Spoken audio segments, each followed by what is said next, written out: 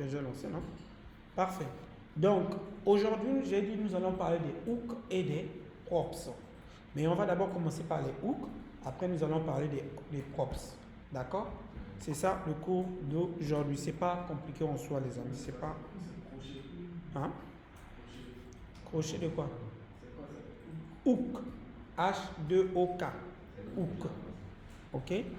Voilà. Et les props. Donc, les amis, comment est-ce que ça se passe? Mais avant, comme vous avez tous eu un souci avec CSS, pour pouvoir manipuler votre propre CSS, par exemple, dans ce cas-là, si je vais créer mon propre héros, comme on aime le voir, d'accord, je vais venir ici, je vais essayer d'importer une image rapidement pour gagner en temps. On n'a pas des images ici. Je vais essayer d'importer une image rapidement pour gagner en temps.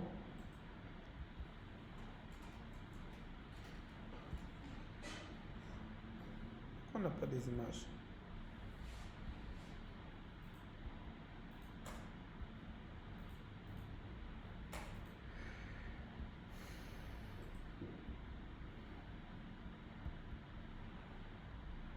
Ok, donc je vais copier ce dossier image là rapidement. Ok, je vais revenir sur notre projet.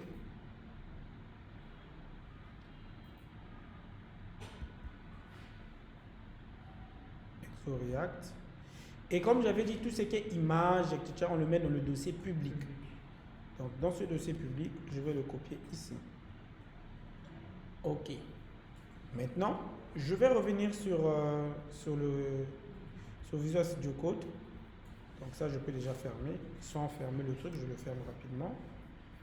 Donc, on va le faire seulement avec la page d'accueil. On ne va pas faire sur toutes les pages. Donc, je vais fermer ceci. About. On n'a plus besoin. Page. Donc ça, c'est ma page. Ça, c'est page contact, non? Moi, j'ai besoin de la page d'accueil.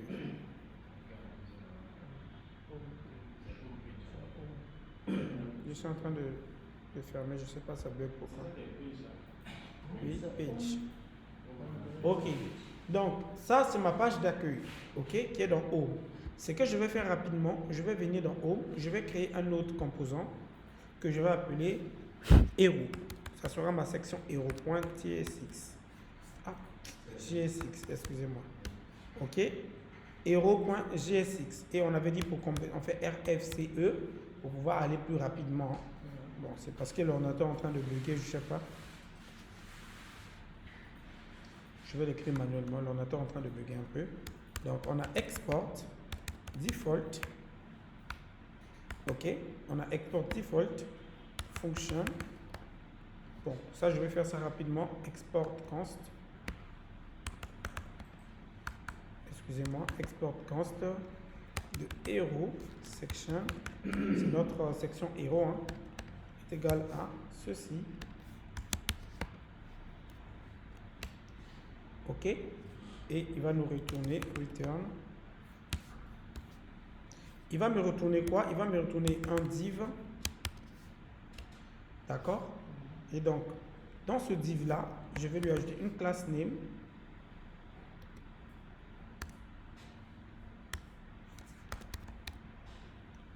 Je ne sais pas pourquoi ça bug.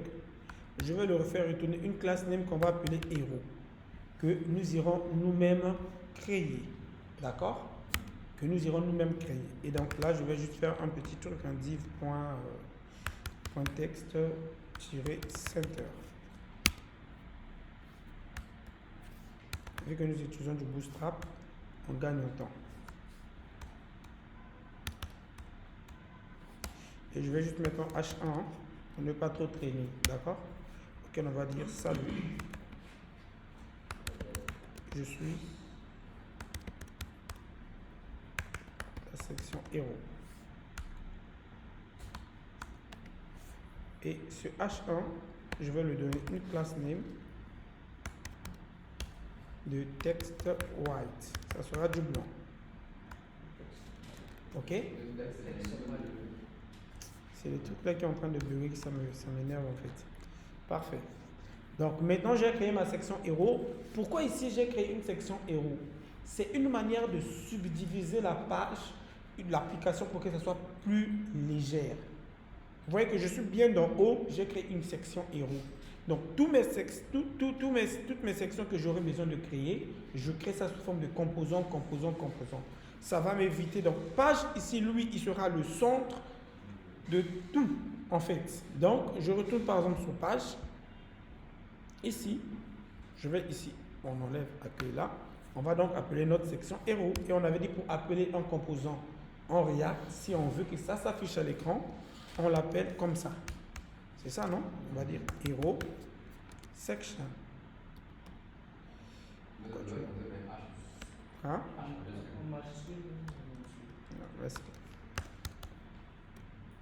Héros. Excusez-moi. Section. Pourquoi ça n'apparaît pas? Ah, ici j'avais que ça en minuscule. Merci. J'enregistre. Je reviens ici dans héros. Section qui s'importe. Parfait. Et je peux déjà venir voir à l'écran, si je viens sur Home, que en fait en réalité j'ai du texte. Vous voyez, non? C'est là, il est blanc, c'est pourquoi rien ne s'affiche. Et moi je veux avoir une image, voilà. Ok? Mais cette image-là, comme j'ai une classe que moi-même je vais gérer, qu'est-ce que je vais faire? Donc je vais venir à l'intérieur de source ici. D'accord? Global, là on avait dit c'est notre section globale. Donc à l'intérieur de source ici, là, je vais créer un autre dossier, je vais l'appeler CSS, tout simplement. Ok? Et dans ce dossier CSS, je vais créer mon style.css.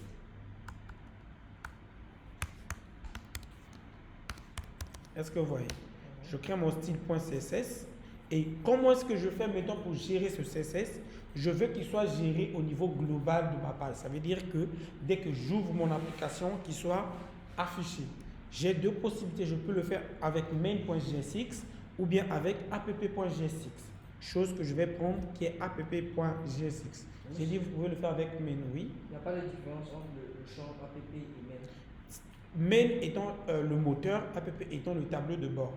Donc tous les deux, quand vous les composants que vous apportez là-bas sont de niveau global. Ok? Donc après mon JSX ici, je vais donc faire import et ici je vais appeler ./CSS, c'est ça le dossier, non? Excusez-moi, /style.css. Vous voyez comment je l'importe et j'enregistre. Voilà, ici mon fichier CSS vient d'être importé comme si c'était un composant aussi. Ok? Maintenant ici je vais donc venir sur mon style.css. Donc je vais déjà commencer à faire un point héros. Donc ce point héros là, je vais lui donner un width. Oh. En width, là je fais mon CSS normalement comme on a l'habitude à le faire. 100%. Ensuite, il aura un height de 100 VH. Après, bon, ça à vous de diminuer si vous voulez. Hein. D'accord? Il aura un background qui sera du linéaire gradient de RGBA. Ça, on a fait ça, non? Ok, 0,0,0,0,5 que je vais déjà faire copier-coller rapidement. Virgule.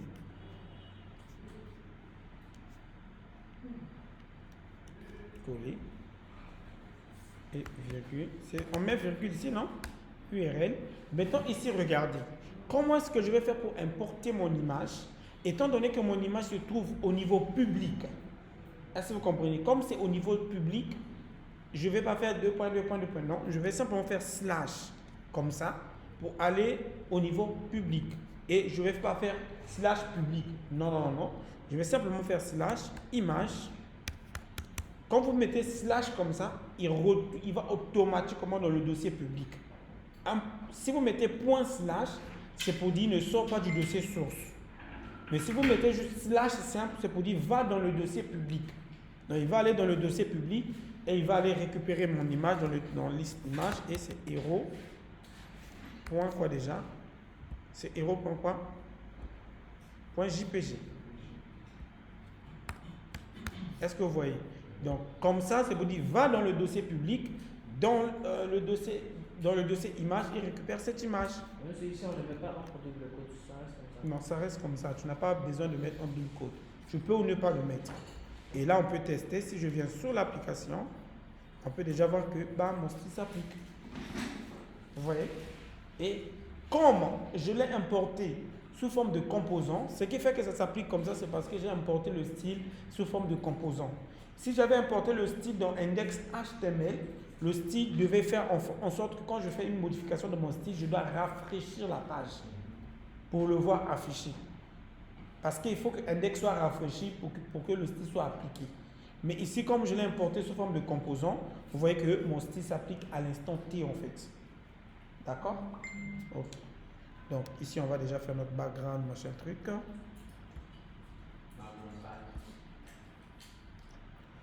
On va donc faire notre background comme on a habitué. Background position, center, background size. Je vais d'abord no repeat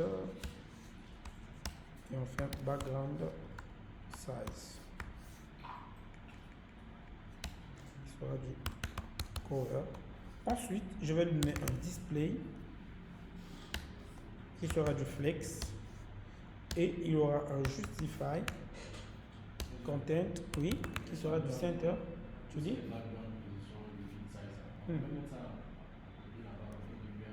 Où? Ici?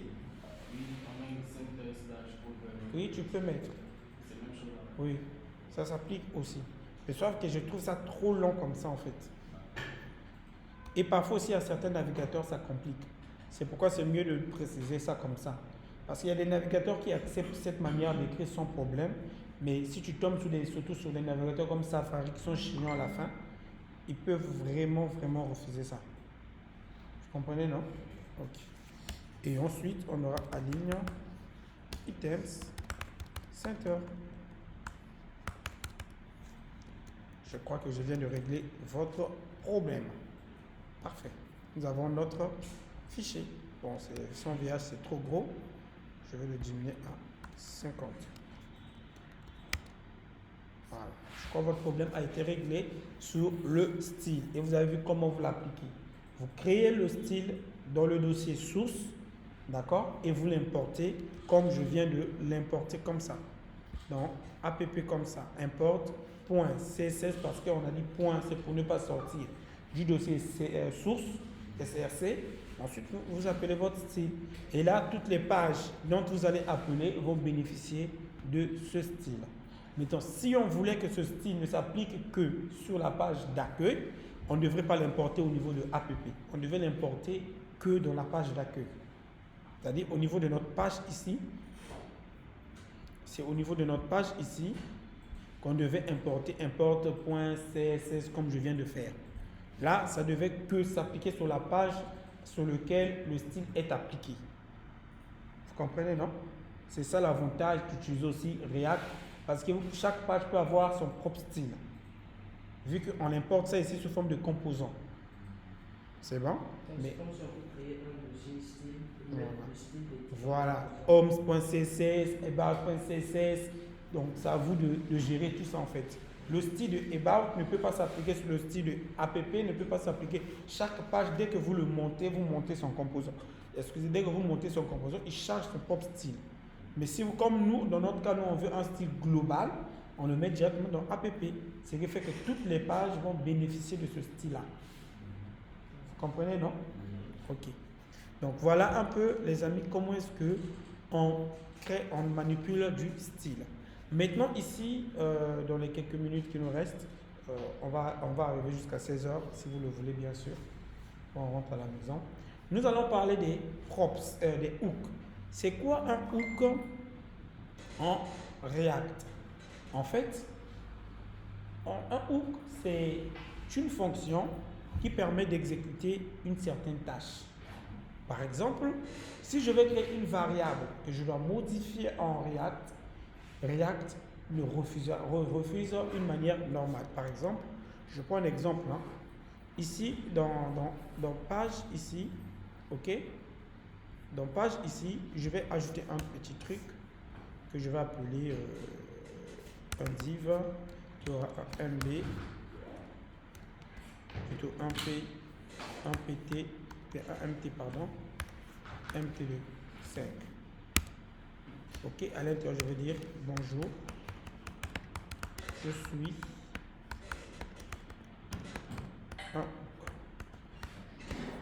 un compteur, par exemple.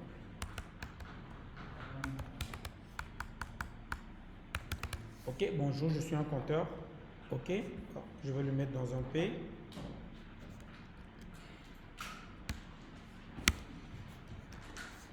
Et il aura un design du genre, je sais pas moi. Il aura, ici on va ajouter un bouton. Ok, qu'on va dire compter. Démarrer le compteur. Donc on va simplement dire compter. Ajouter.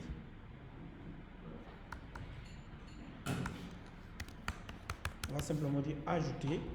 Et ici je vais mettre un H1 qui sera le compteur.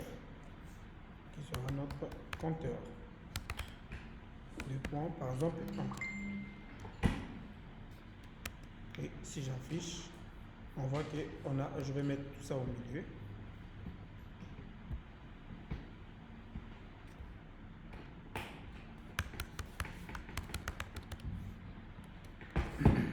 Ok. Voilà. On voit que nous avons ici un compteur. En réalité, ce que je veux, c'est quoi? Quand j'appuie sur ajouter ici, ça doit devenir 1, 2, 3, 4, ça se compte. D'accord? Et on le sait, nous tous, que pour que ça puisse marcher, il nous faut créer une fonction qui va effectuer cette opération. D'accord? Donc, comment est-ce que je fais? D'abord, je commence par déclarer une variable normale, pour que vous puissiez voir. Donc, je vais faire déjà un let, par exemple, qui je vais appeler quoi déjà? Compteur, ok, égal à 1. Donc, on va dire par défaut égal à 0. Ok, c'est? Oui, oui. Donc, maintenant, pour pouvoir afficher mon compteur en temps réel ici, comme étant donné je suis en train d'utiliser du React, pour pouvoir afficher une variable directement dans du HTML, on ouvre les accolades, comme ça. Vous ouvrez les accolades et ici, vous mettez votre variable compteur. Ok? Ici, vous mettez votre variable compteur. Ce qui fait que, peu importe quand c'est... Est-ce que j'ai bien écrit ça? Compteur. Ok. Ici, vous mettez bien votre variable. Ce qui veut dire que chaque fois que la variable du compteur va changer, automatiquement, l'autre aussi va changer. Donc, regardez. Ici, ça nous affiche bien 0. On est d'accord? Mais il y aura un problème. Quel est ce problème-là? Je vais revenir ici. Je vais créer donc ma fonction qui va gérer le compteur. Ça, c'est normal. Avant le return, je vais créer ma fonction. D'accord? Donc, on va faire un const de même count, ok, égal à, c'est pas une fonction asynchrone, hein, c'est une petite fonction seulement. En réalité, on va avoir compteur plus, ok. Et ici, à ce niveau-là, je peux faire un add event listener, tout comme je peux faire un onClick. Donc, nous, on va simplement regarder le onClick. Je vais au niveau de bouton. Je vais déjà ajouter une classe pour vous donner un peu de style. Je trouve ça trop joli, trop vilain. Je vais voir BTN, primaire. Et je vais juste mettre un BTN, un petit bouton. Voilà. BTN SM. Ok. Donc, je vais appeler l'événement quand on clique sur le bouton ajouter pour pouvoir ajouter, comment vous appelez ça, pour pouvoir incrémenter mon compteur. Et donc ici, on avait dit pour pouvoir appeler cet événement, c'est le onClick. Donc je fais un onClick. Ici, le onClick, les amis, c'est avec un grand C. Vous voyez comment ça s'affiche ici, non? Et je fais comme ça. Et je fais comme ça. Donc je dis, quand on va cliquer sur toi, tu vas démarrer cette fonction. Je commence par faire une fonction anonyme. D'accord? Une fonction anonyme comme ça. Ensuite, je dis, cette fonction va faire comme ça. Donc, voilà comment est-ce que j'exécute cette fonction count. Je dis, quand on clique, tu vas exécuter la fonction count. Monsieur, Oui. pourquoi vous avez fait une photo anonyme? On pouvait laisser seulement constant. Oui, si vous voulez laisser count, en ce moment-là, vous appelez ça comme ça. Excusez-moi. En ce moment-là, vous l'appelez comme ça, mais chose que je déconseille. Vous pouvez l'appeler comme ça marche aussi. Mais je le déconseille pourquoi? Parce que ça peut arriver dès que vous ouvrez l'application, la fonction s'exécute. Ou bien React vous affiche une erreur pour dire qu'il y a trop de demandes. Donc pour pouvoir éviter que la fonction s'exécute involontairement, il faut le placer d'abord dans une fonction anonyme. Vous le placez, vous dites que ce n'est que quand on exécute la fonction anonyme, que la fonction anonyme à son tour va exécuter la fonction count en fait. C'est une manière de bloquer. Mais ça aussi, ça marche. Vous le verrez même, surtout chez GPT, me donner ce genre de trucs. OK? Vous voyez que ici, si je reviens maintenant ici et que je clique sur ajouter, normalement, ça devrait marcher. Mais pourquoi ça ne marche pas? On va voir console log. Parce que c'est console log qui doit nous dire pourquoi ça ne marche pas.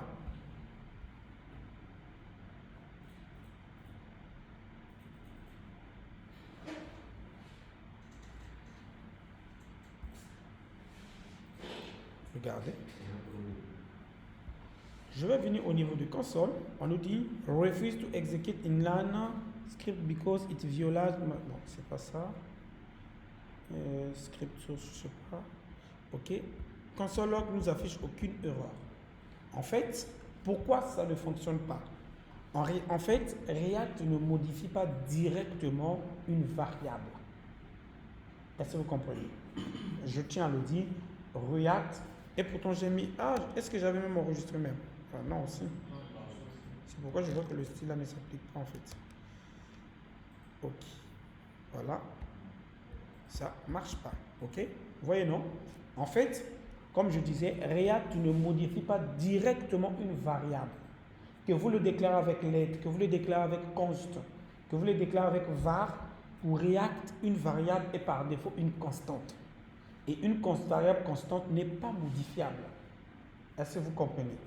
Donc, pour pouvoir modifier cette variable, il faut utiliser ce qu'on appelle par un état. En réalité, ce n'est pas la variable qui est modifiée automatiquement, mais c'est son état qui change. Donc, pour React, les variables possèdent des états. Est-ce que vous comprenez? Donc, quand on modifie son état, l'état met à jour la variable. Et cette manière d'écrire, on dit, vous utilisez un hook. Est-ce que vous comprenez? Comme j'ai dit au début, qu'un hook, ce sont des fonctions qui exécutent certaines tâches. Par exemple, le hook qui permet de modifier l'état d'une variable s'appelle le use state. Ça veut dire le state étant un état en fait. Use, ça veut dire utilise cet état en fait. Donc on va récupérer l'état de notre fonction, de notre variable et on le modifie, on le met à jour. Et automatiquement la variable se met à jour. Et comment le faire? C'est très simple. Ici, au lieu de déclarer let compteur égale 0 comme ça, qui ne marche pas bien sûr, je vais enlever, je vais créer une constante, donc on appelle ça une variable d'état. Je crée une variable d'état comme ça, et j'ouvre bien les codes comme ça. J'ouvre bien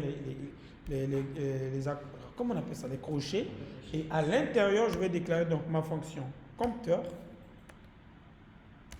Ça, c'est ma variable d'abord que je déclare. Ensuite, suivi de la fonction qui va permettre de le mettre à jour. Et cette fonction, on le déclare en faisant un set et compteur. Comme ça. OK? Donc, vous faites un set et ensuite suivi de votre variable avec un grand... Voilà, le premier là en majuscule.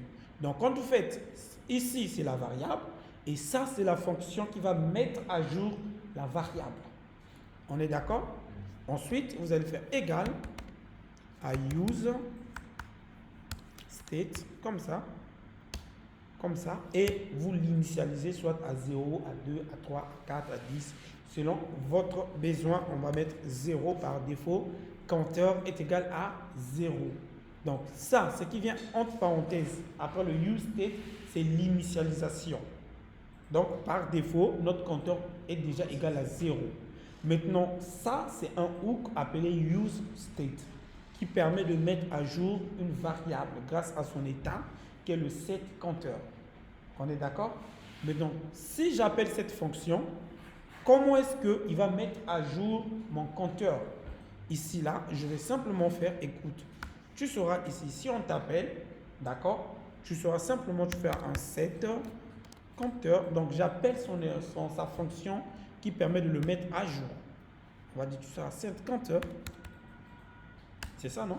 Entre parenthèses, et ici, je récupère ma première variable. On sait que compteur est égal à 0. Donc, compteur, voilà, plus 1. Comme ça. Donc, qu'est-ce qui se passe?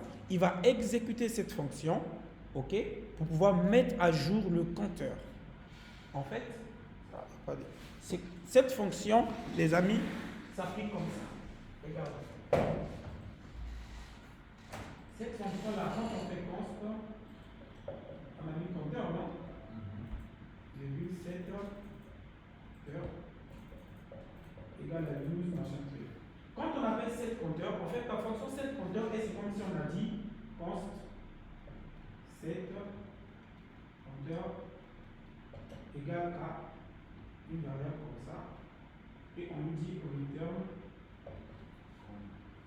de compteur. C'est tout.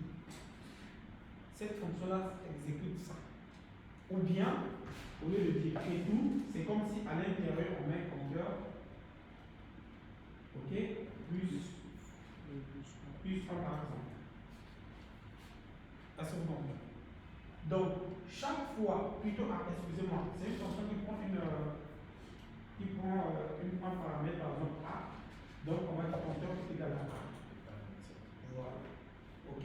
Donc, quand vous exécutez cette compteur qui fait ça, parce qu'on passe ici, vous voyez que je viens de passer ici les paramètres ici qu'il doit récupérer pour pouvoir mettre ici à jour. Et ces paramètres-là, c'est comme si c'est le A là que vous voyez ici. Et donc, on va dire, écoute, quand tu vas exécuter cette compteur, tu vas récupérer ce paramètre que tu vas attribuer à la valeur de compteur. Donc, la valeur de compteur sera compteur égal à A. Est-ce que vous comprenez? Ok? C'est ça, c'est ce que fait cette fonction. Mais React, au lieu de vous laisser faire ça vous-même, React a automatiquement créé ce système-là. C'est bon? C'est comme ça en fait que React gère ça. Ok? Non, j'espère que là, c'est un peu compliqué. Donc, c'est bon, on peut enregistrer et on va voir est-ce que ça marche ou ça ne marche pas. On retourne ici, je clique sur Ajouter. Pourquoi toi tu bugs? Vous voyez que là, ça fonctionne maintenant. Est-ce que vous voyez? Pourquoi? Parce qu'il exécute cette fonction pour pouvoir mettre à jour l'état de notre variable compteur. C'est comme ça que React gère les variables, grâce à un système de useState. C'est bon? C'est le... Oui? Oui, useState s'applique sur React. C'est bon? Ok. C'est le système de React pour contrôler les variables. Donc, lorsque vous avez plusieurs variables, c'est comme ça que vous devez les déclarer. Vous déclarez un const, le nom de la variable suivi de la fonction de mise à jour est égal à un useState de 0. Mettons à l'intérieur de cette fonction, par exemple, là, ici, c'est une fonction normale. Hein. Cette fonction sciente, là, c'est une fonction normale. Je peux mettre mes lettres, tout. Ça marche. Mais les autres variables, ce sont des variables d'état. C'est bon? C'est notre premier hook. Voilà comment est-ce que vous pouvez mettre à jour ce hook-là. C'est bon? Ok. On va faire un deuxième truc. On va voir un deuxième hook. Imaginez, on avait des variables stockées en local. Par exemple, quand on a fait du local storage, on avait nos variables qu'on émet quand on arrive au niveau de l'écran. Dès qu'on affiche l'écran, on veut voir nos fichiers s'afficher aussi à l'écran. Par exemple, quand on a fait ça, on faisait, comment on appelle ça? Add event list de downloader. Pour pouvoir dire que quand on charge l'écran, quand l'application est montée, quand le site est monté, je récupère par exemple ce qui se trouve dans le local storage, etc. Ok? React aussi gère ce système-là. Et le système de RIA, comment il le gère? Par exemple, je prends un exemple. Ici, j'ai cette fonction-là. OK? Je veux que quand on va démarrer l'écran, que mon useState puisse avoir 1. Mais étant donné que par défaut, c'est 0. Mais je veux que dès qu'on lance l'application, que useState prenne la valeur égale à 1. J'ai cette fonction que je viens de créer qui me permet d'incrémenter mon state, mon compteur. Mais comment je vais gérer ça au niveau de dès qu'on démarre, il faut qu'il incrémente ma fonction. En ce moment-là, je vais utiliser un autre hook qui s'appelle le useEffect. La fonction useEffect ou bien l'hook useEffect, ok, comme ça, vous le déclarez comme ça prend un callback, voilà, comme ça. Et ensuite, virgule, et ici vous allez déclarer quelque chose, je vais mettre comme ça. Ok. En fait, cette hook-là, c'est un peu particulier. Ça joue quel rôle? Le useEffect, ça joue 2 rôles. Est-ce que tu commences à dormir? Le hook useEffect joue 2 rôles. Ok? Le premier rôle que ça joue, ça permet de suivre le changement d'un élément. Par exemple, si on veut faire une application en temps réel qui permet de suivre le changement d'un élément, est-ce que vous comprenez? En ce moment-là, le useEffect va très bien le faire. Ça, c'est la première des choses. La deuxième des choses, ça vous permet de faire, ça remplace le Add Event Listener de DOM Loader. Ça veut dire que quand l'application est montée, il charge tes données. OK? Donc, par exemple, cette manière d'écrire, vous voyez qu'ici, si je mets des crochets vides, c'est pour dire que ça ne s'exécute qu'une seule fois au chargement de l'application. Point. En d'autres termes, quand on lance l'application, quand le composant est monté, il va charger tout ce qu'on va lui demander de charger à l'intérieur ici qu'une seule fois. OK? Là, il ne suit rien, il le charge. Par exemple, dans notre cas, si je dis, OK, écoute, quand on monte, le composant est monté, je veux que tu puisses exécuter la fonction scient, par exemple, comme ça. OK? Qu'est-ce qui va se passer? Je vais enregistrer. Si je reviens maintenant ici, regardez, je vais essayer d'actualiser tout ça. Vous voyez automatiquement qu'est-ce qu'il fait? Il exécute la fonction scient. Est-ce que vous voyez? Mais qu'une seule fois. Il ne le fait pas 2, 3, 4, 5, 6 fois. Parce que l'application est montée. Grâce au crochet vide, c'est une seule fois quand le composant est monté. Maintenant, si je voulais qu'il puisse suivre un changement donné, par exemple, ici je vais ajouter, après le compteur, je vais ajouter un petit p, un exemple là, que je vais simplement dire je suis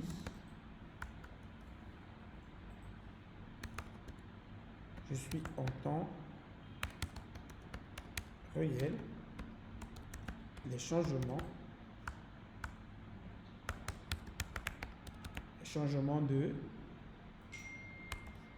du compteur. C'est un exemple que je vous montre. Du compteur, 2 points. Je vais ici essayer d'afficher, comment vous appelez ça, ce qui marque qu'il est en train de suivre le changement du compteur. Dans le sens que chaque fois que je change le compteur, ok, lui doit nous montrer, par exemple, comment je peux faire ça? Bon, il doit nous afficher le compteur. Bon, si je dis qu'il doit afficher le compteur, ça ne serait pas bon. Il doit nous afficher. Bon, il va nous afficher, on va dire ici par exemple les étoiles. Allant de 1 à 10, ça veut dire que c'est bon, plutôt c'est mauvais, allant de. Ok, si le compteur, par exemple, est de 10, on va dire par exemple est de 1 à 5, mauvais. La note, on va dire peut-être 5 étoiles, 2 étoiles, 10 étoiles, 15 étoiles, au fur et à mesure que le compteur change. D'accord? Donc ici, ce que je vais faire, je vais donc créer une variable que je vais appeler étoile. Et ici, on va appeler ça étoile. OK? Mais cette variable étoile ne sera modifiée que si et seulement si le compteur est aussi modifié. Est-ce que vous comprenez? Alors, je vais le déclarer ici, const, on va dire étoile, ok, j'ai bien écrit, j'espère, virgule, 7 étoiles, d'accord, puisque c'est une variable qui va être modifiée, useState de 0. Pour un début, on a 0 étoile, d'accord. Maintenant, qu'est-ce que je veux? Je veux qu'il puisse suivre le compteur grâce à mon useEffect. D'accord? Ce que je vais donc faire, je vais venir ici, je vais faire un useEffect. Comme ça.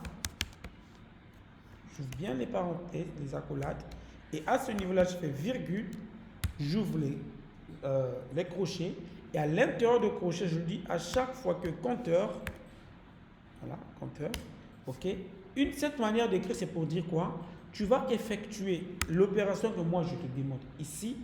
Est-ce que vous comprenez? À chaque fois que la variable compteur change. C'est comme ça veut dire. Cette manière d'écrire, c'est pour dire à chaque fois que la variable de compteur change, je veux que tu effectues ce que moi je vais mettre ici. Mais ici, là, c'est pour dire que tu ne t'exécutes qu'une fois que le composant est monté. D'accord? Donc, par exemple, ici, on va le dire, tu vas faire un 7 étoiles. OK? Qui sera quoi? Qui serait égal à étoile plus 1. Par exemple. OK? Donc, à chaque fois que le composant change, plutôt le compteur change, toi, tu vas être en temps réel en train de le suivre. OK? Donc, je vais enlever ça. Je vais mettre en part. Bon, je le laisse quand même. OK. Voilà. Est-ce que j'ai enregistré? Je pense pas. J'ai enregistré. Et je reviens. Voilà. Vous voyez dit, je suis en temps réel le changement du compteur. Regardez, si je mets étoile 2, vous voyez qu'en temps réel, ça change. Vous voyez, non? Chaque fois que mon compteur change, lui aussi change. C'est bon? C'est ça le rôle de useEffect. Donc, useState, je le répète, useState, lui, il vous permet de pouvoir gérer les états des variables et useEffect vous permet de suivre les changements d'un élément. C'est bon? On est d'accord? Ok. J'espère que c'est bon, hein, les amis. N'oubliez plus ça. C'est bon?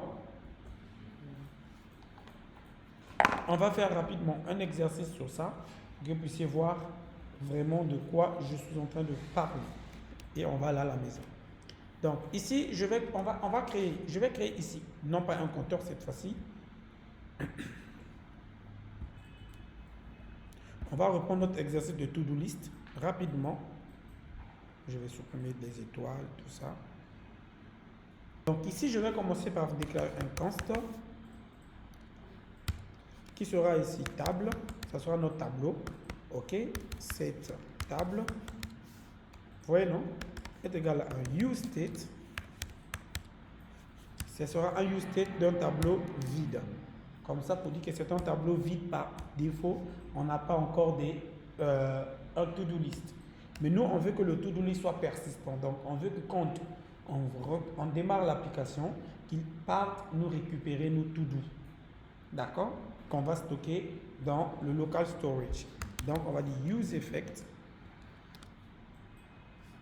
useEffect. De quoi?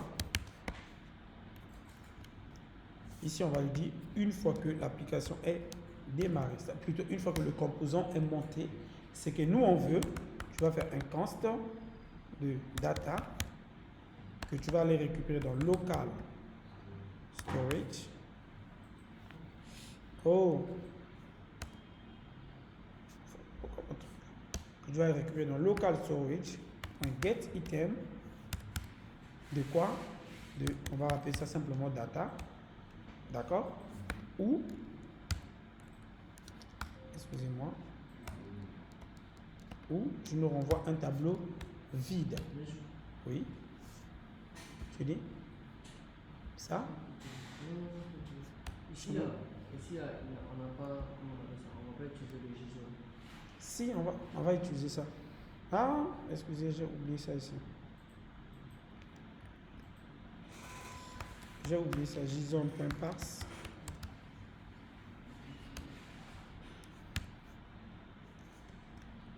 Ok. D'accord? Donc, il va aller récupérer ça. Ensuite, qu'est-ce qu'il va faire? Nous, on veut qu'il puisse faire une mise à jour de data, en fait. Est-ce que vous voyez? Bon, pour gagner en temps, je vais directement aller comme ça.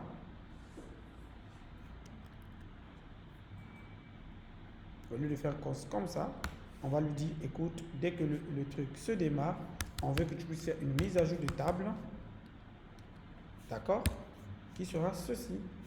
C'est tout. Soit tu nous renvoies les éléments du tableau, soit tu renvoies un tableau vide. Mais seulement dès que le composant est monté. On est d'accord? Ok. Ensuite, je vais créer une fonction rapidement pour pouvoir faire une mise à jour des fonctions. Je ne sais pas pourquoi l'ordinateur est en train de bugger. Ok, on va faire const add to do.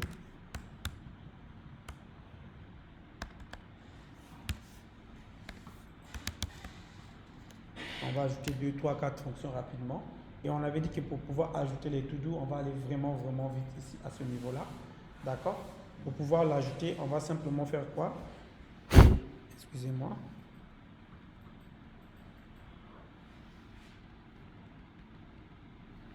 Ici, ce que je vais faire, j'ai besoin donc de créer un const qui sera un champ input. Hein, ça sera to do, d'accord, virgule, set, to do, qui sera un use state. Pour le point de vue, je vais dire vide, parce qu'on n'a pas encore le to do en question, d'accord, et on va le créer tout à l'heure. Donc add to do, ça sera juste quoi? Ça sera, on va récupérer juste la liste de nos to do, d'accord, que nous allons mettre à jour. Donc on va faire un const, je vais récupérer ça.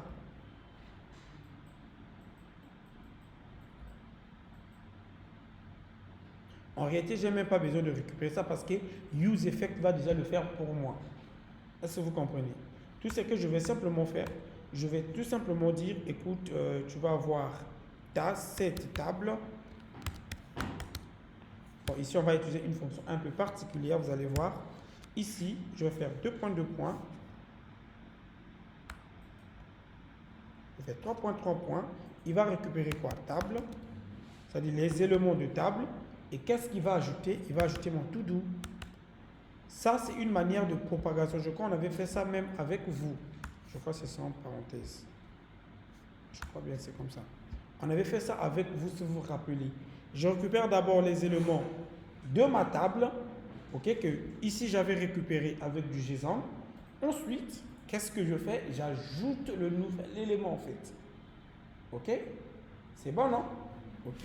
Et une fois que j'ai fait ceci, je peux maintenant pousser à nouveau sur le local storage. En réalité, en faisant déjà comme ça, ça va marcher. Mais ça ne va pas marcher automatiquement en faisant comment? Ici, je vais donc créer un autre hook. On va faire un useEffect.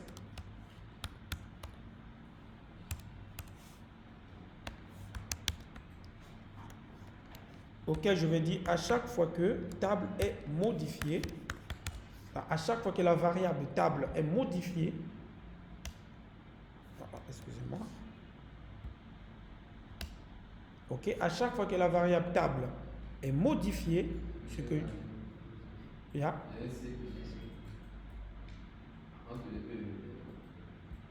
c'est le clavier là qui fait ça, ça bug un peu. C'est bon, non? useEffect. Ok, donc à chaque fois que la variable table est modifiée, ce que nous on veut que tu puisses faire, c'est que tu puisses faire du local, c'est-à-dire que tu stockes en local ce que nous on modifie. Local storage point set item, voilà, de data virgule JSON point stringify de quoi? De table. Ok, voilà vous voyez que le premier hook qu'on a fait va récupérer les données pendant que lorsque le composant sera monté. Et le deuxième hook de useEffect, il va faire les mises à jour en temps réel à chaque fois que nous allons modifier une variable dans table. Et add-to-do, c'est ça qui modifie, qui ajoute nos éléments. OK? Maintenant, il nous faut afficher ça en fait. Alors, comment est-ce qu'on va afficher ça? Déjà, je vais faire un petit truc rapidement. On va d'abord faire un, comment vous appelez ça? Un console.log. D'accord? Pour voir comment est-ce qu'on va afficher. Point log. Est-ce qu'on arrive quand même à modifier notre table? De table. OK? Est-ce qu'on arrive quand même à le modifier? C'est bon? OK. Vous allez certainement demander pourquoi je n'ai pas mis le local storage.set item dans add to do. Quand on a fait ça avec JavaScript avec vous, c'était après l'ajout qu'on faisait le local storage. Et pourquoi ici je l'ai séparé? En réalité, lorsque vous appelez la variable, lorsque vous changez l'état d'une variable, ok, la fonction que nous ici on appelle c'est cette table qui met à jour notre variable. C'est bon? Cette fonction-là, c'est une fonction dite asynchrone. Je vais expliquer. Bien qu'on n'a pas encore vu des fonctions asynchrones, mais je vais expliquer. En fait, une fonction asynchrone, c'est une fonction qui attend une promesse. Donc, il s'exécute en arrière-plan. Est-ce que vous comprenez? Okay. Donc, quand on dit cette table met à jour notre variable to-do, qu'est-ce qui se passe? Ce n'est pas à l'instant T qui fait la mise à jour. Il récupère votre requête et il se place en arrière-plan pour pouvoir faire la mise à jour. Et cette mise à jour peut prendre quelques secondes, voire quelques millisecondes. Or, si après avoir appelé la fonction cette table, on appelle automatiquement local storage de cet item, il va voir que table contient que des anciennes valeurs. Pourquoi? Parce que la mise à jour n'est pas encore totalement terminée. OK? Comme la mise à jour avec cette table n'est pas totalement terminée, il ne peut pas automatiquement nous donner ce qu'on veut en fait. C'est pourquoi dans add to do, j'ai juste fait une fonction qui met à jour cette table. Maintenant, le hook useEffect de table, ici vous voyez cette hook là, c'est pour dire chaque fois que table est mise à jour. Ça veut dire que dès que le set table ici va finir de faire sa mise à jour, c'est cette hook là qui va s'exécuter en fait. Est-ce que vous comprenez? Dès que ici cette fonction finit sa mise à jour, automatiquement useEffect va voir table a été mise à jour. Donc, je peux exécuter ce qu'on me demande de faire. C'est pourquoi on dit à chaque fois que table change, tu exécutes, tu fais une mise à jour, ou plutôt tu balances ça dans le local storage. Est-ce qu'on est d'accord? Vous comprenez, vous tous? Donc, n'appelez jamais une mise à jour automatiquement après avoir fait la mise à jour de votre variable. Plutôt, n'exécutez jamais une variable après l'avoir fait une mise à jour aussitôt. Si vous voulez faire des changements en temps réel, vous devez utiliser le hook useEffect qui suit les changements de la variable. OK? Par contre, si on voulait faire notre local storage de cet item ici là, on devait créer une variable peut-être const, table égale, machin, truc. Là, c'est simple. Mais dans cette condition-là, c'est voilà comment vous faites. Ça devient un peu chiant. Hein? Ça va aller. Hein? Non, c'est parce que c'est juste un début. Quand vous allez vous habituer, vous allez voir que c'est pas du tout chiant en soi. C'est plus pratique que le JavaScript standard en fait. Je vous assure. Hein? Ok. Non, mais ça, vous ne voyez pas qu'ici on a codé moins par rapport à si on faisait notre propre Java. C'est parce que c'est nouveau. Quand tu vas appliquer, tu vas voir que ce n'est pas du tout difficile en soi en fait. OK? Donc maintenant, ici, on va créer notre champ. Oui. Ici, vous allez faire à chaque fois qu'on va appeler, comment on appelle ça, il y aura une modification. Où? Ici? Ici? Non. Ici? Comment on appelle ça? Cette table. Cette table, c'est pour ajouter. C'est pour faire la mise, c'est pour mettre à jour la variable table. Je ne vois pas de lien entre cette fonction-là et le deuxième useEffect. Cette fonction et ça? Ok, Je cherche un mini. voilà, je t'explique. Non, ça n'a rien à voir avec les 3 points. Cette table, ok, met à jour la variable table. C'est la fonction qui permet de mettre à jour la variable table. Et ici, tu vois, j'ai fait cette table, 2 table, virgule tout doux. En fait, qu'est-ce que je lui dis? Récupère d'abord les éléments qui se trouvent dans la variable table. Ensuite, ajoute la variable tout doux. Est-ce que tu comprends? En d'autres termes, ici, c'est que je suis en train de lui dire, c'est comme si je suis en train de faire table.push de tout doux. Étant donné que c'est un tableau. On est d'accord? Ici, là. C'est comme si j'ai dit table.push. Mais comme React ne peut pas modifier directement une variable, il faut appeler la fonction qui le met à jour.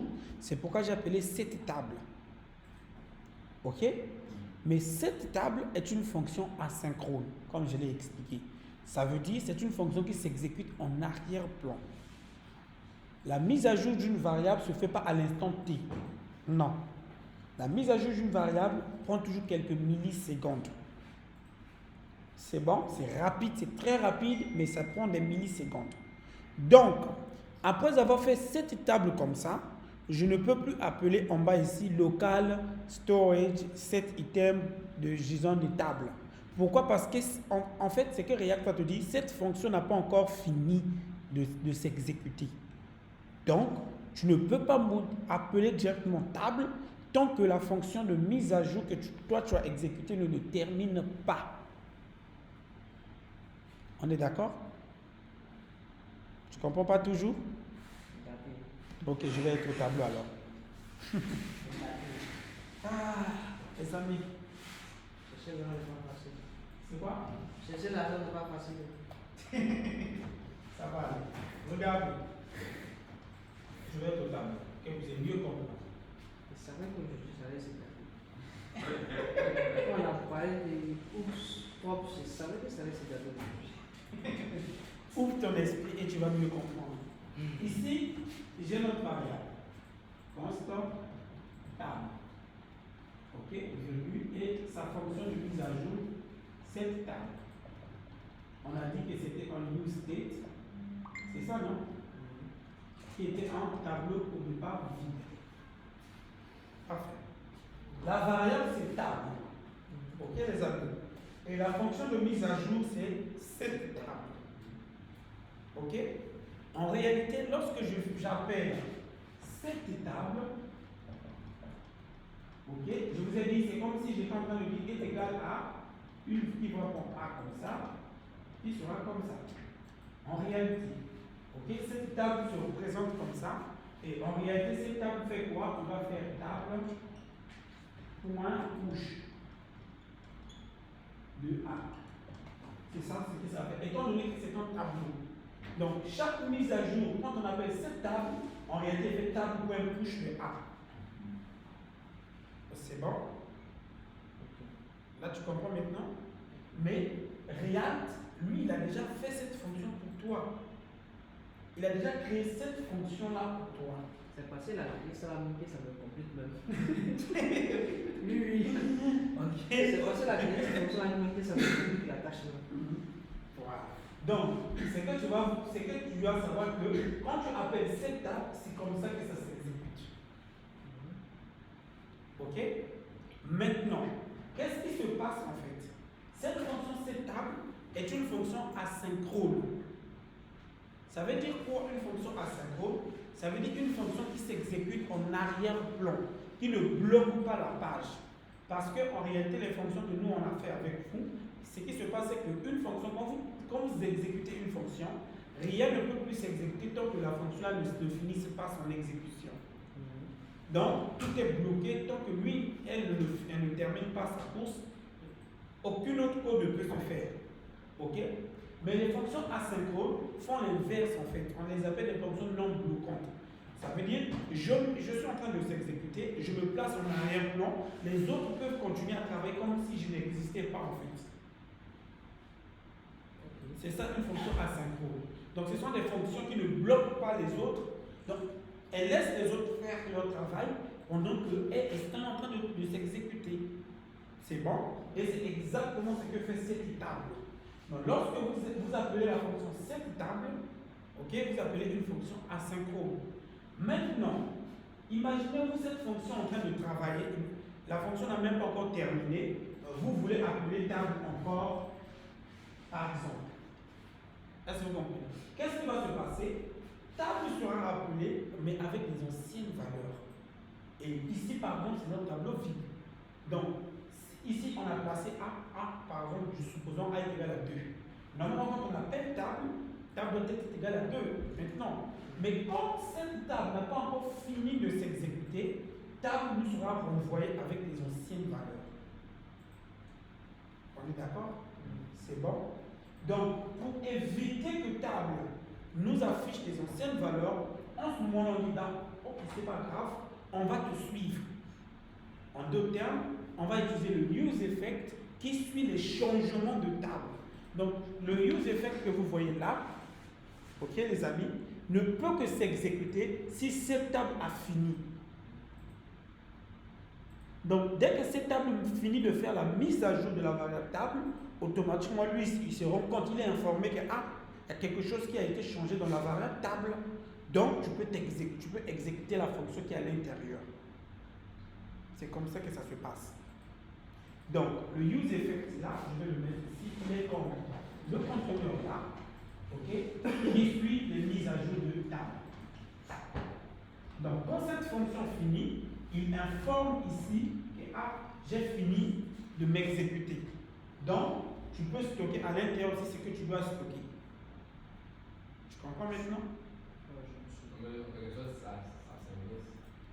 Ça s'inverse. Comment ça? C'est-à-dire, normalement, on doit faire un table en touche avant de faire, dans le JavaScript, on doit faire un table. Avant de faire ça, c'est ça d'abord qui devait être en haut. Oui, vous pouvez faire l'inverse, vous pouvez écrire ça d'abord, après use effect après. Tout dépend de vous. Ce sont des fonctions. Les fonctions, peu importe là où peu importe la position que tu l'appelles, ça s'exécute. Non, monsieur, mais je veux dire que genre dans le JavaScript standard, on doit faire un table en touche avant de faire le local storage et tout. Oui, en réalité c'est ça. Mais notre table point push, c'est cette table-là que vous voyez. Parce que je vous ai dit, quand on appelle cette table, c'est comme ça qu'il s'exécute en fait. Mais que React vous dit, au lieu que ce soit vous qui faites ça, moi j'ai déjà créé cette fonction-là, que j'appelle cette table. Est-ce que vous comprenez? React a déjà créé ça pour vous. Donc vous, au lieu de venir encore faire cette table égale à A, tout comme ça, React dit, mais écoute, tu vas trop loin. Je l'ai déjà créé pour toi et je l'ai compilé en cette table. Donc quand tu appelles la fonction cette table, lui c'est ça qu'il fait. Donc quand on appelle cette fonction comme ça, c'est ça exactement qui se passe. C'est bon? Notre A étant tout ça. C'est ça notre A. Donc il récupère tout ça et il le place dans la table ici. Ok?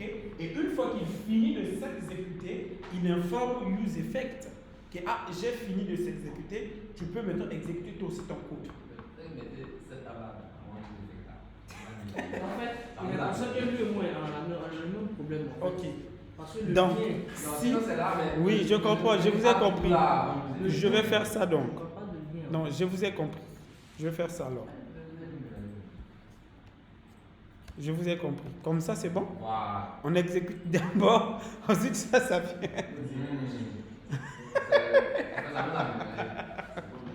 Sinon, c'est le même processus. Là maintenant, ça te va maintenant. On exécute d'abord cette table. Ensuite, on va faire le use effect qui le suit.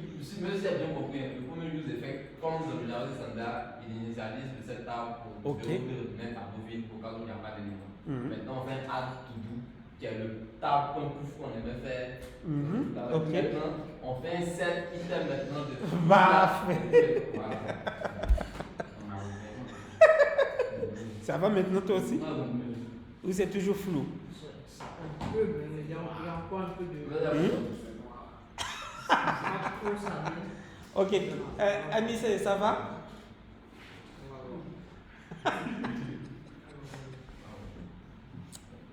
Ça va pas? Ok, qu'est-ce que vous ne comprenez pas ici? En réalité, donnez-moi votre préoccupation.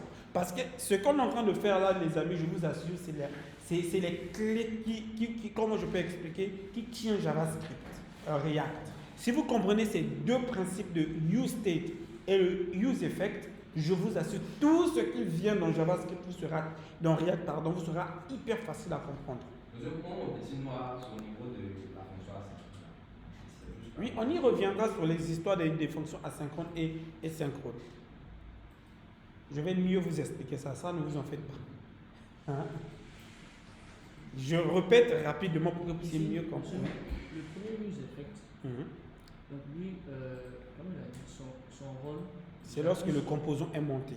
Il est monté, on récupère les données comment on appelle ça? De notre local storage. Ok. Donc, par la suite,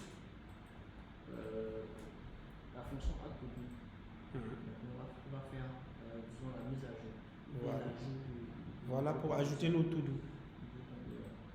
Ok. Maintenant, le second useEffect va maintenant, comment on appelle ça, effectuer, c'est-à-dire va suivre les modifications en temps réel dans le local storage. Donc faire la mise à jour de notre base de données en temps réel à chaque fois que la variable table change. Oui. Et toi aussi c'est compliqué ici, hein? Ça va? Djibril, ça va? Hein? Ou ça va pas? Hein? Ça va? Ça va pas? Oui. Donc, cette table de lui est asynchrone.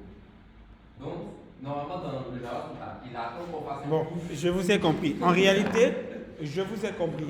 En réalité, si on était dans JavaScript normal, ce que je devais faire, c'était ceci. Je viens dans To-Do List. Oubliez d'abord ça. D'accord? Je vais aller sur To-Do List. Je vais faire const. Non, je vais appeler ça let. OK. De tableau. Pour ce qu'on a déjà table. D'accord? Je vais récupérer tout ce qui se trouve dans la variable table. C'est-à-dire tout le to-do list qu'on a récupéré tout au début de local storage. D'accord? Ensuite, je vais faire tableau. Point push.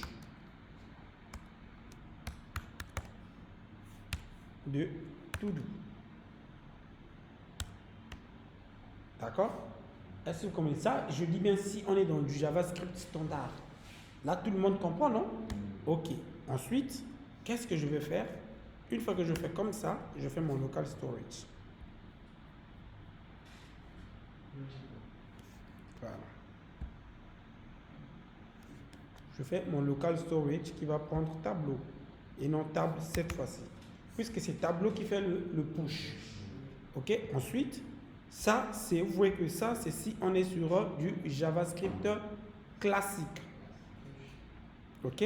Je prends bien, je récupère, je fais tout. C'est bon. Mais, ici, nous sommes dans React. Donc, tout ça, tout ce que je viens de sélectionner ici, c'est ça qui se passe dans le useEffect là, en fait. C'est bon maintenant? Tout ce que je viens de sélectionner, c'est ça, les amis, qui se passe dans le useEffect sur la table. Étant donné que la fonction cette table fait tout ce que je viens de sélectionner en fait. Quand j'ai appelé cette table, il se fait tout ce que je viens de sélectionner. Plutôt, ce qu'il fait, c'est que cette table fait, il fait tableau.push là. C'est ça que cette table fait. Ok? Ensuite, une fois qu'il a fini de faire une mise à jour, il a fini d'ajouter les données dans mon tableau table. Maintenant, useEffect ici vient récupérer ces données pour le stocker en fait en local. C'est comme si il a pris en fait le crochet là, le tab que vous avez mis dans le crochet là. C'est comme si c'est que ça l'écouteur d'événement. Voilà, c'est ça notre écouteur d'événement en fait. Parce que table c'est la variable. On lui dit à chaque fois que la variable table est mise à jour, nous on veut aussi que tu puisses faire une mise à jour de notre base de données en fait. Et ça, c'est le submit. Un peu comme ça en fait. En fait, on a besoin de trouver des similitudes pour pouvoir regarder C'est gâté. Maintenant, monsieur, dans le Ok, sept- dans le sept- c'est l'outil terre à terre. On va prendre l'exemple dans la maison, on a papa, maman et les enfants. Ok? Les enfants étant donné que ce sont les bases de données. Non, plutôt, maman étant donné que c'est le use effect. Papa, on va dire c'est la variable table. Plutôt, papa, on va dire papa donne de l'argent. L'argent, c'est notre variable table. Donc, on a papa, maman, on aura papa, argent, maman et la nourriture. Ok? Moi, c'est moi, papa, qui exécute les fonctions. On est d'accord? En fait, dans la vie réelle, chaque fois que votre père donne de l'argent à maman, maman fait quoi avec? Elle prépare. C'est pas ça? Donc, quand papa donne de l'argent à maman, maman doit faire quoi? Elle doit préparer. Et c'est exactement le même principe ici. Quand la variable table est mise à jour, en ce moment-là, le use effect doit faire aussi une mise à jour au niveau de la base de données. Table ici, prenez ça, c'est comme si c'est de l'argent. À chaque fois que use effect qui est maman reçoit de l'argent entre ses mains, elle prépare de la nourriture. C'est bon? Et papa, c'est la fonction cette table. Tant que moi, papa, qui est cette table, je ne donne pas de l'argent à maman, qui est use effect, on est d'accord? Maman ne peut rien faire en fait. C'est bon maintenant? Toujours rien?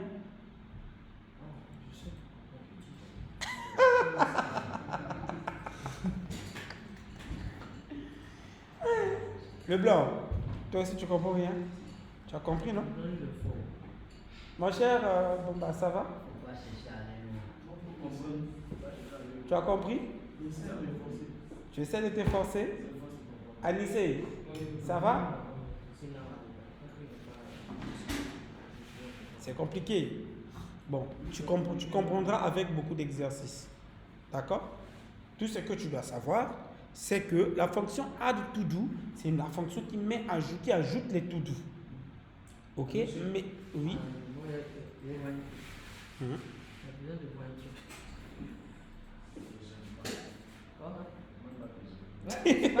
Ça passait à cause de mes élèves, parce que j'ai besoin de voir un truc. Donc, comme on a dit, ici dans le premier use effect, là, va jouer le rôle de DOM Loader. Donc, on va récupérer en fait les données d'éducation. Là, je suis d'accord. On va faire le JSON pass, local storage, thème data. Là, je suis d'accord. Et pourquoi le set tab? Le set tab du JSON. Là, c'est pas. Ok, je te comprends parfaitement. Je vais éclaircir ça alors. Je vais éclaircir ça pour toi. Regarde ce qui se passe en réalité. En réalité, le use effect fait ça. C'est ce qu'il fait en fait. C'est que le set table fait, c'est comme ça. Set table, le tableau. Bon, je vais appeler ça table égal à ça. Là, ça sera plus propre pour toi. Ok? Je récupère tout ce qui se trouve dans le local storage, je le mets dans la variable table. C'est bon? Ok. Maintenant, ce n'est pas la variable table que moi je vais utiliser tout au long de ma fonction. C'est la variable table que tout au long de mon composant que j'ai besoin. Donc, il faut que je le mette à jour. C'est bon? Et on a dit que c'est une variable d'état qui récupère un use state. Et on a dit pour pouvoir mettre à jour une variable avec React, on utilise son état. C'est son état qu'on appelle. C'est la fonction d'état, cette fonction qui le met à jour. Et quelle est la fonction qui met à jour la variable table? C'est cette table. Voilà. D'accord? C'est cette table-là. Cette fonction, cette table, met à jour la variable table. C'est bon? Étant donné qu'on a initialisé table à vide, et ici, c'est que je viens faire. Je récupère tous les éléments qui se trouvent dans le local store. Ici, ça existe bel et bien. Maintenant, je vais prendre toute ma variable table. Je vais le placer dans table. Comme ça. OK? Donc, qu'est-ce que cette table va faire? Cette table va prendre tout, va récupérer tout ce qui se trouve dans table, va le mettre dans table. C'est comme j'ai dit, va faire comment j'appelle ça? Un table.push en réalité. il va récupérer les éléments de local storage, il va mettre ça dans tab. C'est bon? On avait quelque part deux tab point push. C'est ici on avait un tab point push ici, c'est comme si on a un tab point push ici aussi. Non. C'est la même fonction en fait. On avait dit pour faire une mise à jour d'un tableau, on fait quoi? Pour ajouter les éléments dans un tableau. C'est table.push. Et on a une variable globale qui est table. Et cette variable globale, chaque fois que j'ai besoin d'ajouter des éléments, j'appelle table.push. Mais comme je suis dans React et que React ne me permet pas de faire directement table.push, je dois faire une mise à jour de son état en fait. Et donc cette table jouera ce rôle-là en fait. Il va jouer le rôle de table.push pour moi. C'est bon maintenant? C'est tout en fait. Donc chaque fois que je vais dire cette table, entre parenthèses, je mets une variable, lui ce qu'il va faire, en réalité, il fait table.push. C'est tout. C'est ce qu'il est en train de faire. Voilà, il met à jour, il modifie la variable table. C'est bon maintenant? Tu as compris? Donc c'est pourquoi, au début, au lieu, tu vois qu'ici j'ai écrit 2 lignes de code, alors que tab est égal à cette fonction-là même. Là, tu vois, non? Comme tab égale à ça, pour gagner en temps, j'ai pris tout simplement ça et j'ai mis ici. C'est comme si j'avais seulement fait ce que tu viens de voir ici en fait. C'est faisable. Ok? Parfait. Et ici aussi, en bas ici, j'ai fini. Ici, j'ai fait les tableaux. Récupère les éléments qui se trouvent dans table. Ensuite, tableau.push de to-do. Local storage. Ici, j'ai mis tableau. Et ici, pour pouvoir mettre à jour mon table, je peux directement enlever tout ça. Cette fois-ci, je vais mettre cet tableau. Comme ça. C'est bon maintenant? Donc, je mets à jour à nouveau la variable table. C'était en fait une manière parce qu'au lieu de faire tableau.push comme ça, ok, c'était pour aller plus vite en fait. Parce que tu vois ici j'ai écrit plusieurs fois, alors que dans l'autre j'avais écrit qu'une seule fois. Ça veut dire 3 points veut dire propagation. Récupère d'abord les éléments qui se trouvent dans table, ensuite ajoute les éléments, ajoute to do. Est-ce que tu comprends? Regarde. Je vais prendre un exemple. Donc, table, quand on appelle table ici, on peut dire que table au départ va être 1, 2, 3, 4, etc. Ça, c'est quand on appelle table, supposons que local storage a des éléments. Quand on appelle table, ok, quand je fais la mise à jour ici, automatiquement, si local storage a des éléments, ça va s'effectuer ici. Donc, on peut se dire que ce sont les éléments qu'on récupère de notre local storage. C'est bon? Maintenant, dans ma deuxième fonction, j'ai dit tableau est égal à table. Comme table contient des éléments, donc tous ces éléments-là seront dans la variable tableau. Donc tableau aussi sera égal à ces mêmes éléments. Et quand je fais tableau.push, c'est comme si j'ajoute ici 5. C'est comme si j'ajoutais 5 comme ça en fait. En faisant tableau.push. On est d'accord? Ok. Lorsque je finis, je fais ensuite cette table de tableau. C'est comme je dis, ok, récupère les 1, 2, 3 jusqu'à 5, replace-le dans la variable table. Cette fois-ci, table qui s'arrêtait à 4, va récupérer la variable 5 en fait. C'est bon maintenant? Ok. Maintenant, au lieu d'écrire beaucoup comme ça, tu vois que là c'est plein. Ok? Ce que je fais, c'est quoi? Je fais ce qu'on appelle une méthode de propagation. C'est une méthode ES6. Ça n'a rien à voir avec React. Ok? C'est une méthode ES6 où je dis, écoute, table, c'est comme si je dis table est égal à 3 points, comme ça, de table, virgule 5. En fait, qu'est-ce qui va se passer? Ici, je lui dis récupère tous les éléments de la variable table, ajoute la nouvelle variable.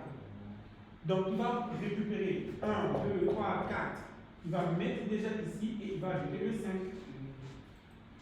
Tu comprends? On appelle ça la propagation. Donc, je propage cette variable pour faire une nouvelle mise à jour. Au lieu de faire push, etc., vous pouvez faire cette méthode-là. Ça fonctionne très bien. C'est bon maintenant? Ok? Maintenant, quand je suis en train de faire du React, au lieu de beaucoup écrire, React lui dit, je te facilite ta tâche, mon ami. Au lieu que tu écris beaucoup, au lieu que tu fasses tout ce blablabla là, tu peux directement faire, étant donné que table, ok, ne peut pas faire une mise à jour seule, donc c'est sa fonction de mise à jour qu'on appelle cette table. En parenthèse, on lui dit tu récupères d'abord les éléments de table, comme je viens de l'expliquer ici, tu fais la propagation, ensuite tu fais la mise à jour de notre 5. C'est tout. Ce qui fait que table va se retrouver avec la valeur 5 comme ça en fait. C'est bon? C'est ça, cette variable, cette table, c'est ce que ça va faire en fait. C'est comme s'il fait seulement table.push en fait. C'est bon? Là c'est clair maintenant? Ok. Donc grâce à cette table, en parenthèse 3.3.table,5, il va faire une mise à jour. Maintenant, dès que cette table va finir sa mise à jour, ok, je peux en ce moment-là faire du temps réel, suivre ma variable en temps réel. Et c'est là où j'ai mis ici. Aussi, dès que table est modifiée, je veux que tu modifies aussi les éléments au niveau de ma base de données en fait. Parce que table ici, au départ qui avait que 4 éléments, est-ce que vous comprenez? On vient d'ajouter un autre élément dans table. Donc table a été mise à jour. Donc ce que vous devez garder à l'esprit, c'est que ces fonctions, cette to-do ou cette table, font la mise à jour de la variable qui vient de leur variable. Donc ça c'est la variable, ça c'est la fonction de mise à jour. Ok? Donc quand cette fonction-là est mise à jour, c'est table en fait en réalité qui est modifiée. C'est tout. Et le hook ici, ce hook use effect ici, c'est un hook qui est en train de suivre les modifications de la variable table. Donc, il reste comme à l'écoute de la variable. C'est comme si on faisait un add event listener de table. Ça, vous voyez. Donc on fait écoute l'événement qui se passe avec la variable table.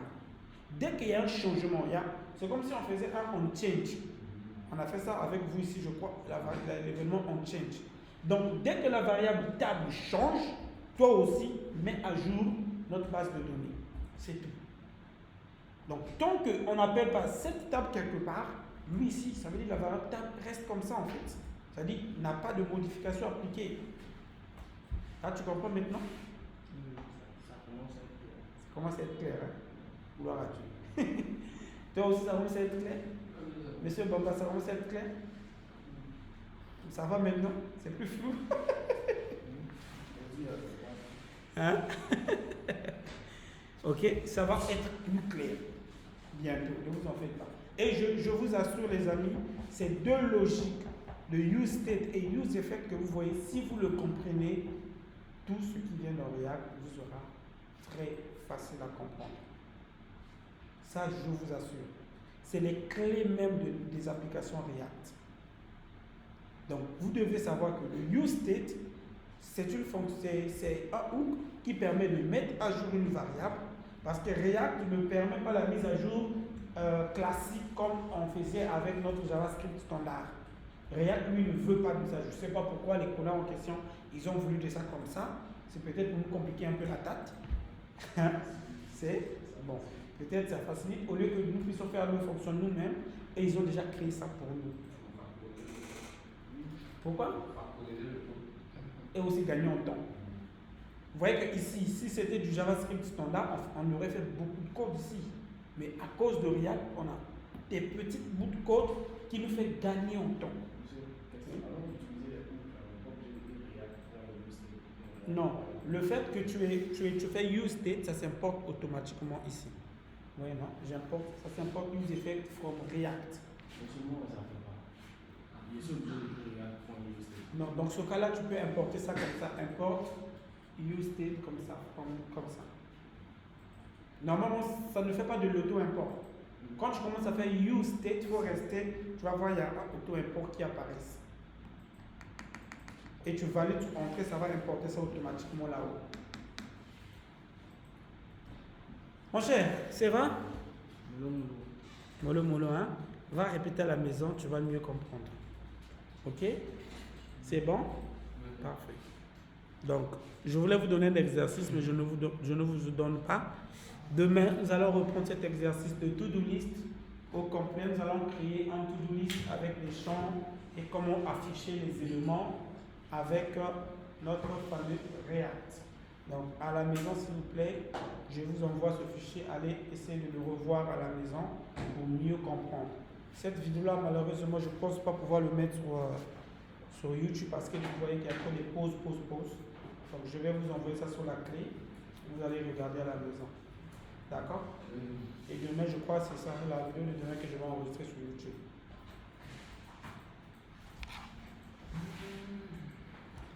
On a changé de cap, hein, mon ami. On est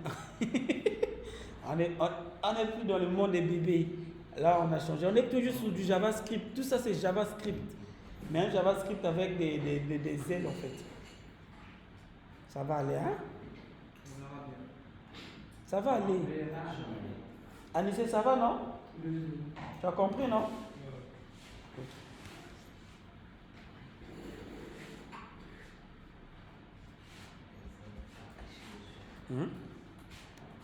C'est quoi?